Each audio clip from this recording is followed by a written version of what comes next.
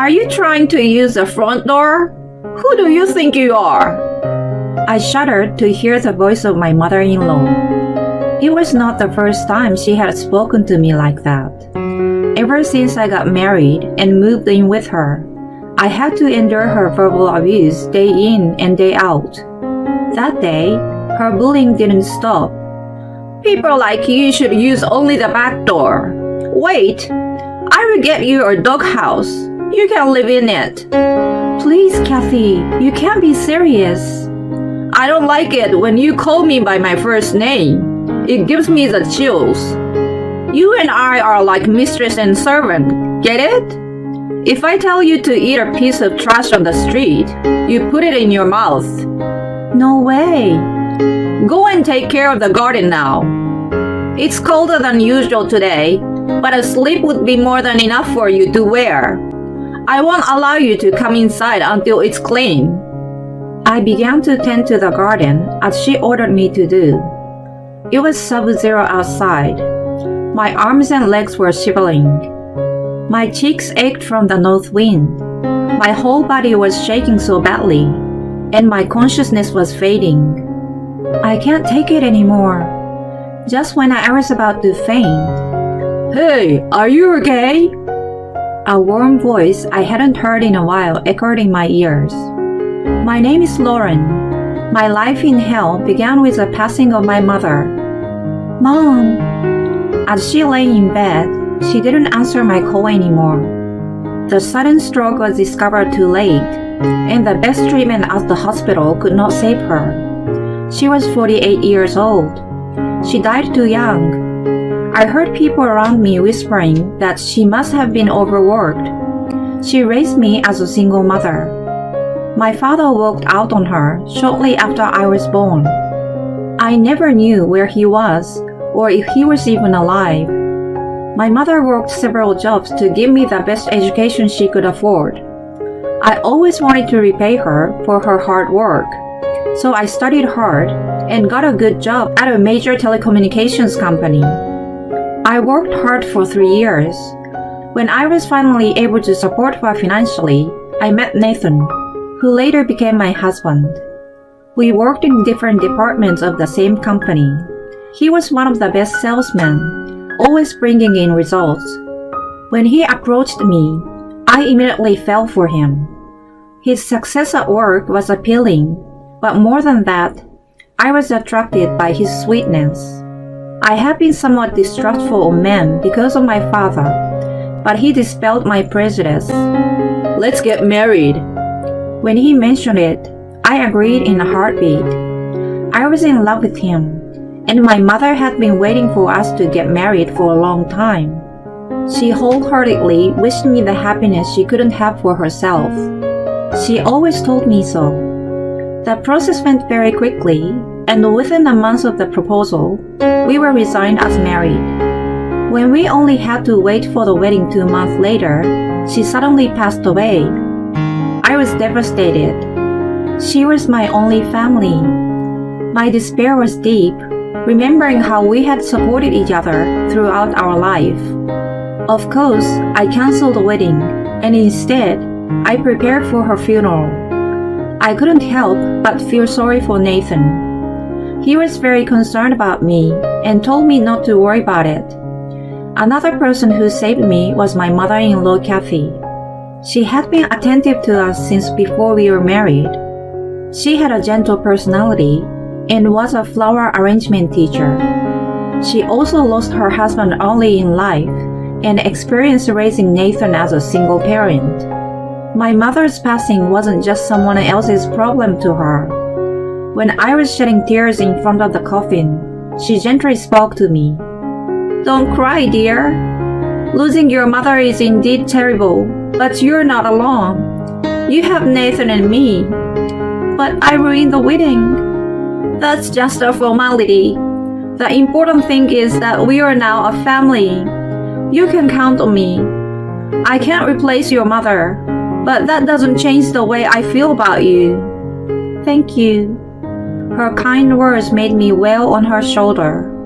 Her gentle arms wrapped around me. I never imagined that the same person would later torment me, When the funeral was over, I was finally ready to move forward. Nathan and I moved in with Kathy after she enthusiastically invited us to live with her. Nathan thought that I would feel safer if we lived with someone else. When we got married, I quit my job. He was a frequent business traveler, so he felt better leaving me with her while he was away. I did not object either. I had made up my mind to devote myself to her to make up for the loss of my mother. However, my intentions were soon trampled upon. "Lauren, you don't even know how to make chicken soup?" She harshly criticized the meals I prepared. They were badly seasoned and looked messy. When I served her a greasy meal, she left the table without tasting a single bite. "Are you trying to kill me too, by serving me lousy food?" I was totally taken aback. It was unthinkable from the kindness she had shown me up to that point. She had always been sweet to me until we moved in with her. When I was depressed, she did her best to comfort me. Her attitude changed completely as soon as we started living together. She was a perfect example of a bully. She criticized me about everything from the way I cleaned the house and the way I greeted the neighbors, to even the smallest details of how I should act in our neighborhood. She didn't even stop there. Whenever I behaved in a way she didn't like, she punished me for it. "It's such a shame that you can't even clean the house properly. I'm so disappointed to have an incapable daughter-in-law." "I'm sorry." "Do you know why I asked you to move in with me? Because I wanted someone to take care of me. Someone to do the housework for me. Then I could work more freely. And yet, I'm doing my best on cooking, cleaning, laundry, and everything else. I'm trying to make sure that I don't interfere with your work. I'm telling you that you're a total failure. What has your mother taught you? Or did she just hang around outside leaving you alone?" My mother was not like that at all. She raised me by herself and never had time for herself. "How dare you talk back to me? I know that hardship better than anyone else. I will tell you what, your mother was incompetent. Isn't that right? Because she raised a pathetic daughter like you." "How could you say that?" "You need to be re-educated. As punishment, skip dinner tonight. Of course you will cook for me. If you even try to taste it, I will throw you out of the house." She often tortured me in this way, calling it education. I was not allowed to eat. I was not allowed to take a shower. When I was not allowed to sleep for a night as punishment for not cleaning well enough, it was really hard for me. I spent the whole night in the dark kitchen, fighting off sleepiness. I was forced to write a letter of apology to her. I had to write, "I'm sorry for my incompetence," dozens of times. I couldn't contain my tears from dropping on the paper. Even so, I never thought to tell Nathan about the mistreatments. To begin with, he was away on business trips so often that he was not home for half the month. When he did come home, it was usually well past midnight. I knew that his job was very demanding and that he worked hard for us. I couldn't let him worry about unnecessary things. Besides, he trusted her with all his heart. I didn't know if he believed me if I told him. And so, the days of torture went on for months. "The trip is going to be a bit longer than usual." As Nathan was leaving, he said in a formal tone. He was entrusted with a big project, and the trip was going to decide his future promotion. "You'll be okay as always?" "Sure." "What's the matter? You look a little pale. You seem to have lost some weight too." "It's nothing. I just haven't been sleeping well." "It's getting colder these days. Take care of yourself. And take care of my mom too." "Have a safe trip." I saw him off with a forced smile. How could I confide in him about my trouble? He was in the most critical time of his career. I didn't want to bother him about me. Kathy's bullying became limitless without his presence. That day, she ordered me to do something outrageous. It was a chilly winter afternoon, even though the sun was shining. Clean up the garden today. It has been neglected all autumn. It's a complete mess out there. I don't know much about gardens. I don't know which plants should be kept and which ones to be cut away. I'd rather have a professional take care of it. Are you trying to make me spend money? You're just looking for an easy way out. If you don't know what to do, look it up on your phone. If you do anything wrong, I will punish you again. Understood. Her fierceness pushed me reluctantly to go down to the garden. It was a large space, and even in winter, it had varieties of plants. I pulled out what I thought were weeds and gathered dead leaves. I was wearing garden gloves, but my hands were numb from the cold.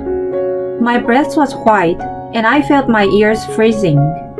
I was at my limit after 2 hours. I appealed to Kathy, who was just waiting inside the warm house. Kathy, I'm freezing. I can't move my hands anymore. Can I do the rest tomorrow? The garden is too big. What a lazy girl you are.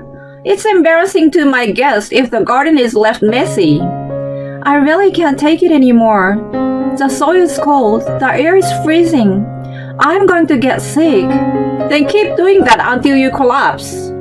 Until your limbs freeze. Oh, I just got a good idea. Take off your clothes. What? No.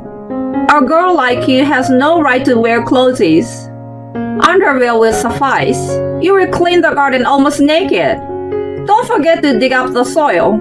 You can't be serious. I'm really going to die. I'm freezing even now. You can see your mother again if you really die. After making me take off my clothes, she slammed all the windows in the house and carefully locked them. I could do anything but stand there in disbelief. Even for a bully, that was way out of the line. She had even mocked my mother's death. I felt more sadness than anger, but soon I was overwhelmed by the piercing cold. The icy wind blew mercilessly against my bare shoulders and legs. I felt nauseous and fell to the ground, but the soil was also cold. There was no way I could tend to the garden in this condition. I couldn't even go out to the street in just my underwear. I didn't want my neighbors to see me. I was more concerned about the appearance than the danger to myself. Kathy's relentless abuse had brainwashed me. I was incapable of making normal human judgments and was reduced to a slave who obeyed her orders. As the sun went down, the cold outside became increasingly severe. The evening passed and night fell. I was still not allowed in the house and sat in a corner of the garden, losing the energy to even shiver. I put my hand on my shoulder, which was probably turning pale. I realized that I had lost all feeling in my hands. My head was starting to get foggy. I called out to my mother and finally collapsed to the ground. I didn't know how long I had been out. When I gained consciousness, I saw Nathan's face in front of me. It seems that he was holding me in his arms. The temperature of his hand faintly warmed my skin. My frozen lips barely moved. Honey? What are you doing outside? You're almost naked. What about your business trip? Your important work? I will get to that later. I've got to get you inside. He picked me up and walked to the patio door. He was surprised to find it bolted from the inside. He checked the windows and was stunned that they were all locked too. I didn't have the energy to tell him what Kathy did. He went to bang on the front door 2 or 3 times, but no one came to open it. Then, he picked up a stone and slammed it hard against the sliding window in the living room. The piercing sound of breaking glass echoed in the garden. He stuck his hand through the crack and unlocked it. Finally, I was inside the warmth of the house.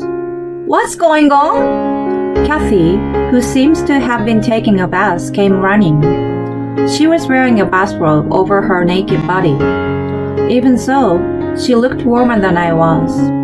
When Nathan banged on the door, she couldn't hear him in the bathroom. She gasped at the sight of scattered glasses. Mom, what's going on? What do you mean? Lauren was on the verge of hypothermia. She was naked in our backyard while you were warm and cozy in the bathtub. I just asked her to clean up the garden. I knew something was up. She was getting thinner by the day, and even this morning she looks exhausted. She often has dark circles under her eyes, like she's not sleeping. I notice these things every time I come back from my trip. I could only assume that something's happening at home. Is that why you came back early? I lied that it was a long trip and wanted to see what was going on. I went to work as usual and decided to leave on time today. Then I came back to my wife collapsed naked outside. You have been tormenting her. I could understand what he was saying, even in my foggy consciousness. He was trying to help me. He sensed something unusual in our daily life. To make sure, he faked a business trip and came back to check on us. Sure enough, he came upon the scene of me being tortured by Kathy. I was so careless. I didn't know you were bullying her. This is education. She's an incompetent wife. Who is talking? You're the one who can't do a damn thing. A flower arrangement or whatever. You've always been doing what you want. You rarely cooked for me since I was a child. I was forced to take care of myself. Well, that's... And now you became a bully. No, this is worse than that. You almost killed a person. You're exaggerating. First of all, it was her fault for being slow cleaning the garden. And shut up. I don't consider you as my mother for harming my wife. Get out of here immediately. I don't want to see you. Nathan! You should go outside in that gown. You will see for yourself how cold she was. He grabbed her arm and forced her outside. No! She screamed and rushed into the house, unable to stand the cold for even a second. Then, she ran upstairs to her room. He stood there grimacing at her until she was out of sight. Honey, let's get you in the hot bath. As soon as she was gone, he immediately took me in his arms once again. I saw tears welling up in his eyes. I'm so sorry. I didn't realize the suffering you were going through until today. Oh, hon. We will leave this house tomorrow. We will stay in a hotel until we find a new place to live. I'm not going to see my mom ever again. She's your mother. You don't care about that? Who does? You're the most important person in my life. You were so concerned about me that you couldn't tell me what was going on. Well, I promise to protect you from now on, and we'll have a happy home together. being held firmly by him, I felt a lump that was frozen inside of me finally melt away. I sobbed into his chest. When he helped me into the bath, I felt my heart warm up to the core. Then, as he declared, we moved out the next day. We left our belongings behind for the time being and stayed in a hotel while we looked for a new place. We found an apartment right away and were able to move in a week later. When we returned to pick up our belongings, Kathy pleaded with me, "Hey, can we just forget the past and move on? I regret that I went a little too far." "Forget? You mean forget about you leaving me outside naked?" "I apologize. That was suddenly too much. And about me taking a bath, kind of forgetting about you." "That wasn't the only time you mistreated me. I'm not going to forget about you making me starve or making me write an apology letter. The window is still broken. I haven't had a proper meal without you. The house is a mess, so I can't even invite my students. I don't care, and I got nothing to do with it. Why don't you clean it yourself? You seem to still care about your reputation, but I've told the neighbors what you have done to me. I took pictures of a broken window and sent them to the right people. I also have a copy of an apology letter I was forced to write. Why did you do that? It's going to be very difficult to keep your head high in the neighborhood from now on. And your classes, I hope there still are students who want to learn from a teacher whose hobby is to bully people. I turned my back to her after saying all I wanted. She fell to her knees and couldn't say anything other than, "Oh no, oh no." I felt somewhat relieved, finished my business quickly, and returned to my new apartment. There, I was starting a new life with Nathan.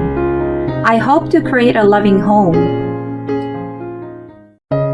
My package will deliver to your house next week. Make sure you receive them. I'm moving in with you to educate you as a decent wife to my son. Make sure I get my own room, okay? That's what my mother-in-law said when she called me out of the blue. Move in? Educate me? What the hell was she talking about? My husband hadn't said anything about moving in with my in-laws. And what's the big deal about educating me? Who the hell does she think she is? And the next week, she really moved in. But when she saw her son in a house, she screamed. And there, she would find out the truth about who needs to be educated, and that the house where she lives are nowhere to be found. My name is Krista. I've been married for 2 years. I met my husband Eddie through a friend, and we hit it off. After 3 years of dating, we got married. We are both working, but each of us had lived alone before, so both of us are capable of doing a full range of household chores. Therefore, after we got married, we decided to divide the household chores among us, whoever had more time taking the lead. This seems to have worked well for us.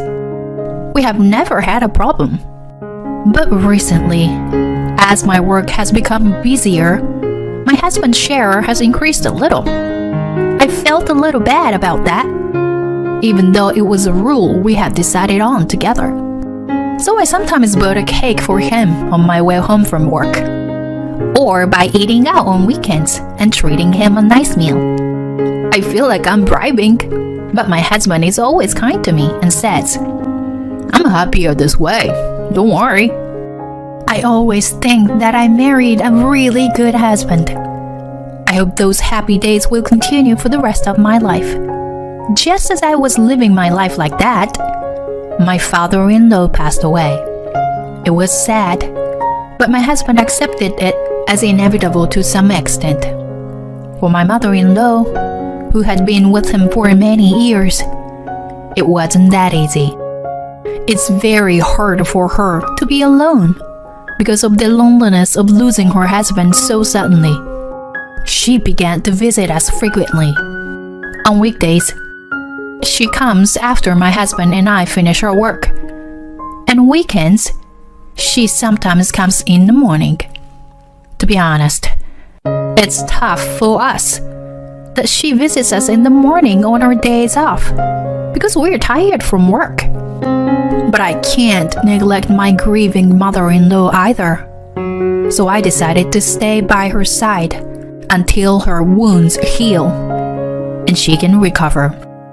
As I continued this lifestyle, I realized something. The reason for my mother-in-law's visits had somehow changed. In the beginning, we would just have tea and chit-chat. It was about the world news or our work, or how well I was getting along with my husband. I didn't mention my father-in-law because I wasn't sure whether it was appropriate to bring him up or not. When the conversation turned to my father-in-law, she would sometimes shed a tear or two at the memory of him. I quietly stood by her through those times. But lately, she's been talking more and more about me and my housework. Giving me advice is one thing, but basically warnings. The fridge is not organized. Laundry is not done in a proper way. Too many frozen foods or prepared food. I have often heard such comments. It's true that we share the household chores, so we can't do anything too elaborate with our meals. Perhaps it's because my husband and I are both a bit on the clumsy side. But I've never really paid much attention to such things. Even about having kids, we don't think about it yet. I understand what my mother-in-law is trying to say. If only she would overcome her loneliness and visit us less often, then I would be able to take care of the housework better. I didn't dare to tell her that. Yes, I'm sorry. I just nodded my head and said that. One day, on a holiday, my mother-in-law came to my house as usual. And when she saw my husband washing the dishes, she suddenly shouted at me, "Eddie, why are you doing the dishes?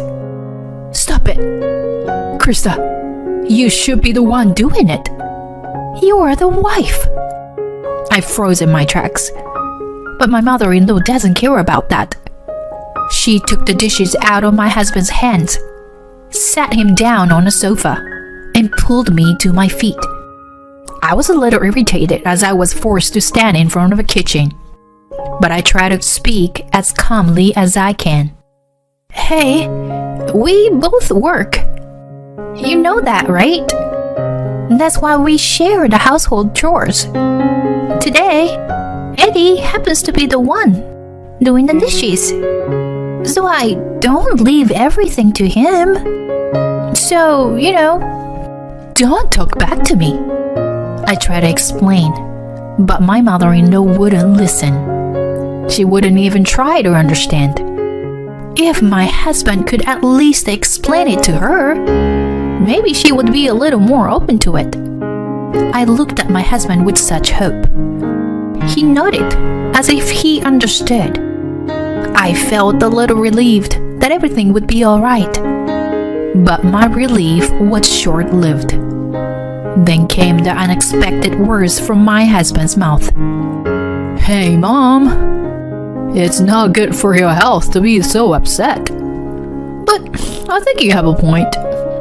I'll make sure Krista gets it right from now on. Krista, you should apologize to Mom, too. He looked at me. What? What the hell? Why don't you just tell her that we are sharing the chores? I wanted to say so, but I felt there was no point in arguing with my mother-in-law. Well, I'll be careful from now on. I apologized to my mother-in-law and put the matter to rest. After my mother-in-law left, I confronted my husband. What the hell do you think you were doing? Why am I the bad guy here? If you were like that, there's no way she would understand. You could have told her directly, and she would have understood. Why did you say something like that? Sensing my anger, my husband said. That's not what I meant. He started to make excuses. I was just trying to smooth things over. I'm sure Mom wouldn't understand if I told her about we share the chores. She's not a modern type. I'm on your side. That I didn't agree with her on this matter. She'll understand someday, That's what my husband said. We've known each other long enough to know that's not how he really feels. In fact, I think he was hoping that he wouldn't have to do the housework at all. My husband was always a little cunning. However, he had never been a person who has been rude to me or annoyed others. That's why I was so angry at him for not showing remorse. But I was tired, so I kept quiet and let the day pass. Well, we had shared the chores up to that point, all right.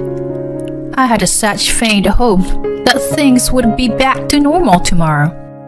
But since that day, my husband has been blatantly skipping chores. He doesn't do the housework like he used to. I thought he was sulking because I had confronted him about his mother. But I don't think that's the case. So I decided to give him a warning. But my husband responded with an unexpectedly simple answer. Oh, okay. Sorry. Well, sometimes you just don't feel like doing it. The next day, my mother-in-law came to see me without any notice. She had at least contacted me before, but today she didn't. What was going on? Was she in some kind of trouble? I was a bit worried. What my mother-in-law told me was something else entirely.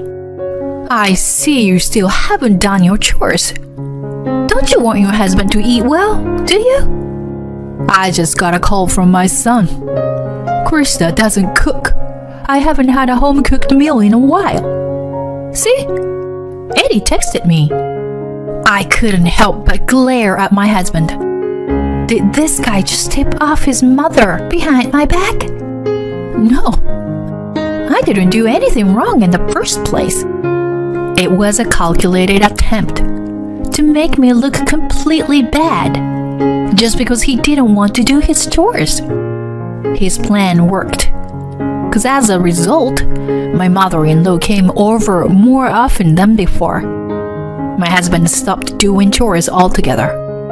I had to come home from work and do the chores that my husband was supposed to do, who comes home earlier than I do. If I wasn't so busy at work, I could handle the housework with ease. But my work has not yet left the busy season, so I have to cut back on my sleep and do both work and housework every day. Physically, I was reaching my limit. I thought I would collapse if I didn't do something, so I decided to talk to my husband about my mother-in-law again. However, at an inopportune time, my husband became busy with his work a little while ago. I couldn't find the time to talk to my husband properly anymore.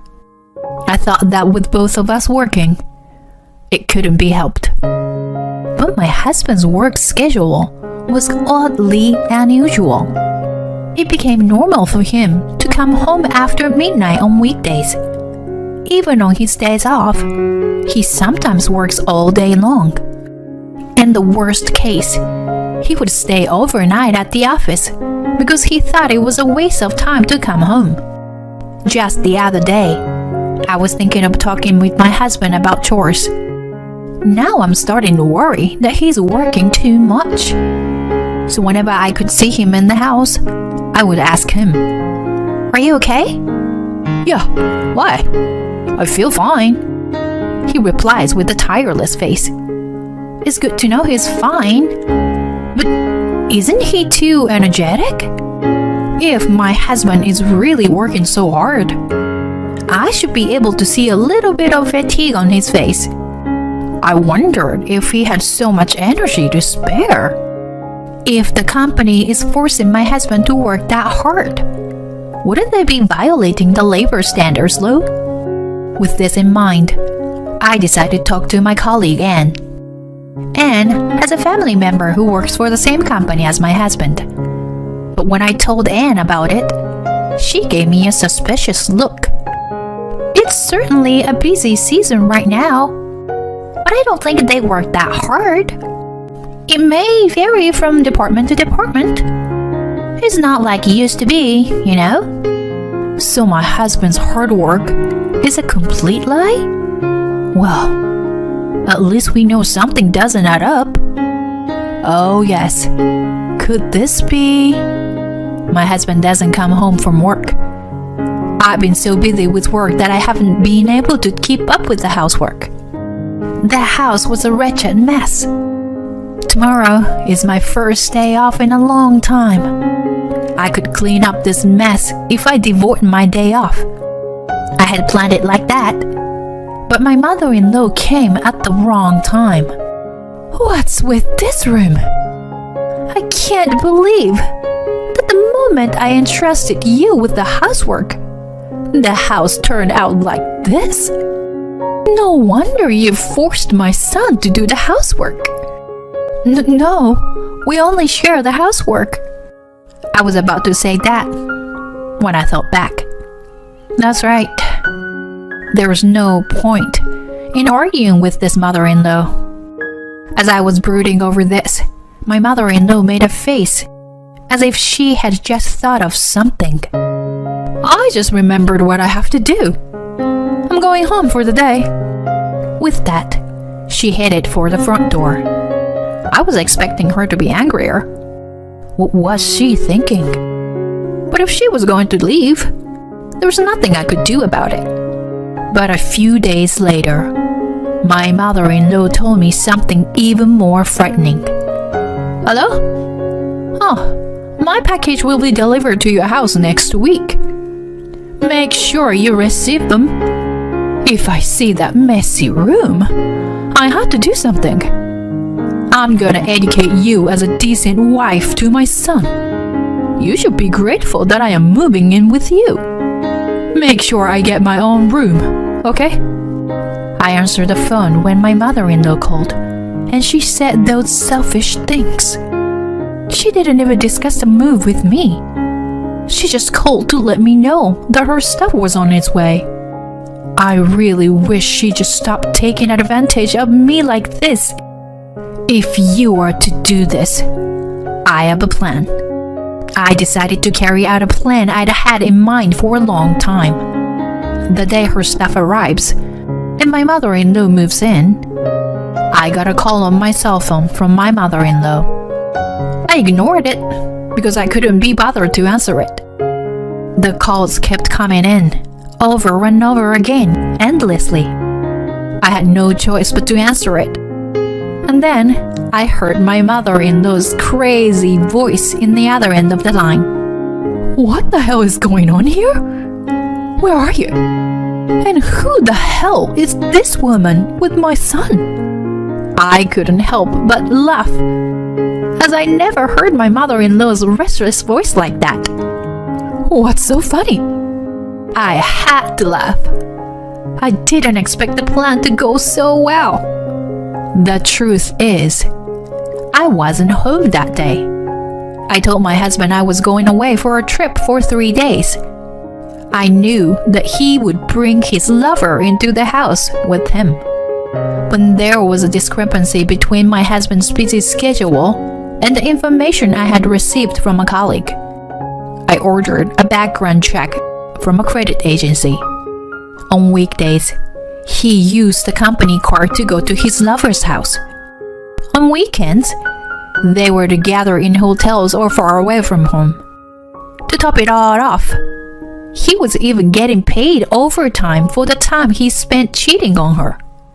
So I bet a man like that would call his lover when he heard his wife was going away for a while.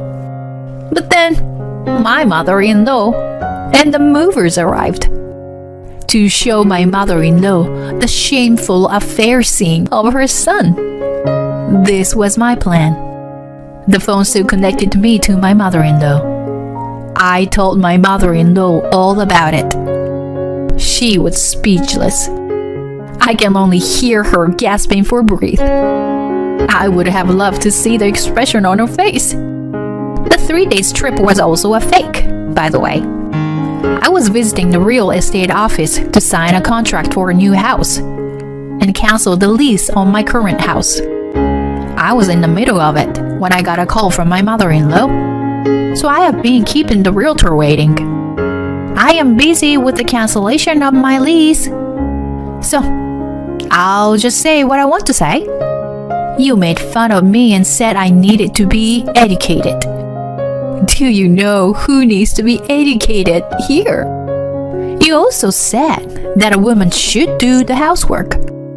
But who do you think pays the rent? Me. Your son did the housework because I was busier than him and made more money. But he is very busy having fun with another woman right now, isn't it? Whatever. As for divorce and alimony, I will contact you through my lawyer later. Don't get involved with me again. As I was about to hang up the phone, my mother-in-law was crying and pleading with me. No, I just canceled the lease on my old house. Where will I live when this house is gone? Well, you've been happily blaming me all this time. Now you turn to me when things go wrong. It's none of my business. Talk to your idiot son. I hang up the phone.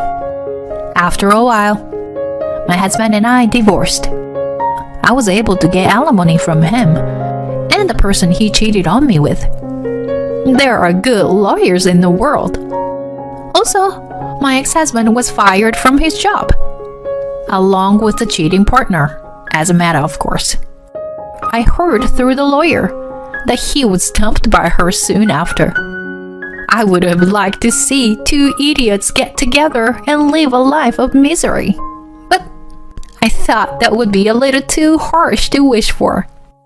Instead, the lawyer told me an interesting story. There's still one mystery left in this story. One of the reasons why my ex-husband was so energetic. Maybe the adrenaline rushed from the fun of the affair. But the biggest factor of all was that he was using a lot of over-the-counter drugs. It was ridiculously simple. But as it turned out, my ex-husband had developed some internal organ problems as a side effect to the drugs. He was no longer able to work as hard as he used to. I guess you can't overdose on anything. I don't know how or where, or even if they are still alive. But that's not my problem anymore. I'm enjoying my new life of freedom. Thank you for watching to the end. Please subscribe to our channel if you like. See you in the next video.